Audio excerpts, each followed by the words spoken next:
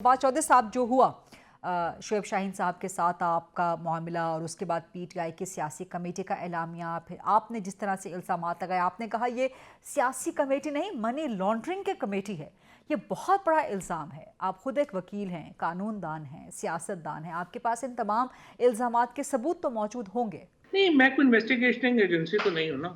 सबूत तो सिंपल यही है कि जो वकला को देखिए, अगर आप एक पॉलिटिकल पार्टी हैं और आप पब्लिक फंडिंग ले रहे हैं, तो ये आपकी रिस्पॉन्सिबिलिटी है कि आपने अपने जो फंड्स हैं उनका ऑडिट जारी करना है। अब यहाँ पे इशू ये हो रहा है कि जो चीज़ें मुझे पता है वो ये हैं और जो एडमिटेड हैं वो सामने हैं। एक तो रऊफ हसन साहब ने टीवी पे आके एडमिट किया है कि वो तनख्वाह लेते हैं और जो तनख्वाह लेते हैं वो तकरीबन 7 लाख रुपए महीना तनख्वाह वो लेते हैं।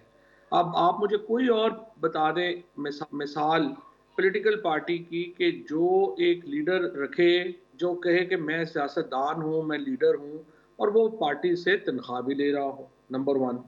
नंबर 2, और ये तनख्वाह ज़ाहिर है कि वो सालों से ले रहे हैं, करोड़ों रुपए में चली गई है। उसके बाद देखिए, जो 4 महीने से जो पीटीआई की जो मीडिया की टीम जो मेरे साथ 15-16 से हमारे साथ है, उनको तनख्वाहें नहीं दी जा रही। एक तरफ आपने रऊफ हसन और इन लोगों की तनख्वाहों को बढ़ा दिया और जो हमारे बच्चे वहाँ पे 15-16 से काम कर रहे हैं, उनको आपने तनख्वाह ही नहीं दी। फिर जो स्वीपर्स का सारा स्टाफ था उसकी तो नौकरियां ही खत्म कर दी गई हैं, वो घर चले गए। तो इसलिए देखिए, ये सो रिस्पॉन्सिबिलिटी आप कहते हैं कि सलमान राजा हों, शेख वकास हों, रऊफ हसन हों, इन्होंने पार्टी को हाईजैक कर लिया, आप ये समझते हैं? एस्टैब्लिशमेंट ने हाईजैक कर लिया है इनके जरिए, क्योंकि देखिए अच्छा, ये सिंपल आपको बात है। एस्टैब्लिशमेंट के आलाकार नजर आते हैं?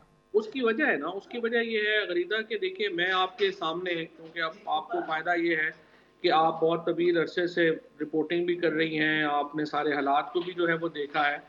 अब इसमें आप ये देखिए कि आपके सामने मैं इस वक़्त पीटीआई का बकौल उनके हिस्सा नहीं हूँ, जी। लेकिन मुझ पे 48 मुकदमे हैं जो कि मुल्तान से लेके और हर जगह मैं फ़ेस करता हूँ। मेरा नाम ईसीएल के ऊपर है, बैंक अकाउंट्स जो हैं वो सीज़ हैं और सलमान राजा साहब हों, ये अपने शुएब शाहीन हों, शेख वकास हों, ये तो एक दिन भी जेल नहीं गए। इनके ऊपर तो मसला ही कोई नहीं है। ईसीएल के ऊपर ये नहीं है, जब चाहते हैं, नहीं, जब आपने इनका आपने दिल बहुत चाहता कुछ है। भुगता है पार्टी के साथ वफादारी के नाम पे और इमरान खान का साथ उनकी वफादारी निभाने के नाम पे, लेकिन शुएब शाहीन के खिलाफ भी मुकदमे हैं, सलमान राजा के खिलाफ भी मुकदमे हैं और शेख वकास या रऊफ हसन तो खैर अरेस्ट भी रहे और शेख वकास के खिलाफ भी मुझे कंफर्म नहीं है, लेकिन गालिबन उनके खिलाफ भी मुकदमे हैं फवाद चौधरी साहब।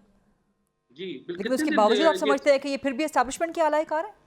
नहीं, ये कितने दिन गिरफ्तार रहे ये सारे जो आपने बताया? रऊफ हसन साहब तो मेरा ख्याल है कि 15-20 दिन मैक्सिमम रहे हैं, या 15 हफ्ता या सबसे ज़्यादा महीना। इसमें गिरफ्तार जो हैं, यानी जो सबसे ज़्यादा लंबी गिरफ्तारी हुई है, वो रऊफ हसन की हुई है जो 15 दिन की है।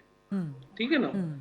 तो मुझे बताइए कि मैं 7 महीने जेल में रहा हूँ। हम्म। फिर जो तशद्दुद बर्बरियत का जो हमारे साथ हुई है, वो हम्म। तो इनमें से किसी के साथ हुई ही नहीं है। शेख वकास साहब जो हैं वो तो एक दिन भी जेल में नहीं गए। हम्म। वो तो जब से आए हुए हैं वो तो माशाल्लाह वजारतें चला रहे हैं खैबर पख्तूनख्वा की। और सलमान राजा साहब जो हैं, उनको तो आपको पता है ऐसे वीआईपी प्रोटोकॉल जो है वो मिल रहा है कि जिसकी कोई मिसाल ही इससे पहले जो है वो नहीं।